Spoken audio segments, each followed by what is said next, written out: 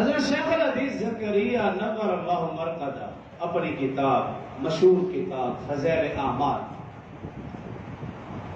ان کے اندر لکھتے ہیں کہ اگر ایک آیت قرآن میں توکل کے متعلق ہوتی تو یہ ایمان والوں کے لیے کافی، لیکن فرماتے ہیں اللہ رب العزت نے توکل کے متعلق قرآن پاک میں جا بجا ذکر فرمایا، کثرت سے ذکر فرمایا، اتنی کثرت سے توکل کے متعلق ذکر فرمایا، اللہ کی ذات پر کامل یقین اور بھروسے کے حوالے سے اتنی کثرت سے ذکر فرمایا۔ حضرت شیخ الحدیث زکریا رحمہ اللہ فرماتے ہیں کسی اور احکام کے متعلق اتنا تفصیل کے ساتھ اور اتنا کثرت کے ساتھ اللہ نے ذکر نہیں فرمایا۔ اور حضرت شیخ الحدیث زکریا رحمہ اللہ لکھتے ہیں توکل یہ توحید کا ثمرہ ہے، توحید کا ثمرہ ہے توکل۔ توحید اسلام کی بنیاد ہے، ایمان کی جڑ ہے،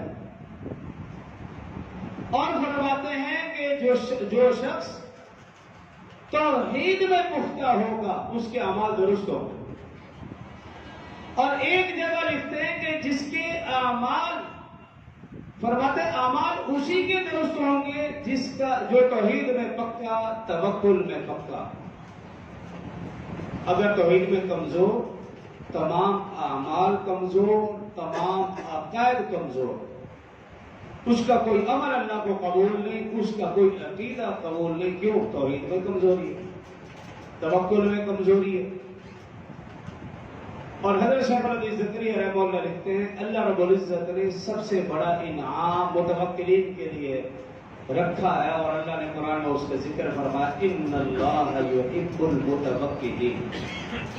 سب سے بڑا انعام یہ ہے، اللہ فرمانے میں توکل کرنے والوں کو محبوب رکھتا ہوں، میں متوکلین کو پسند کرتا ہوں۔ اس سے بڑا انعام کائنات میں ہو رہا ہے کہ اللہ اس سے محبت فرما رہے۔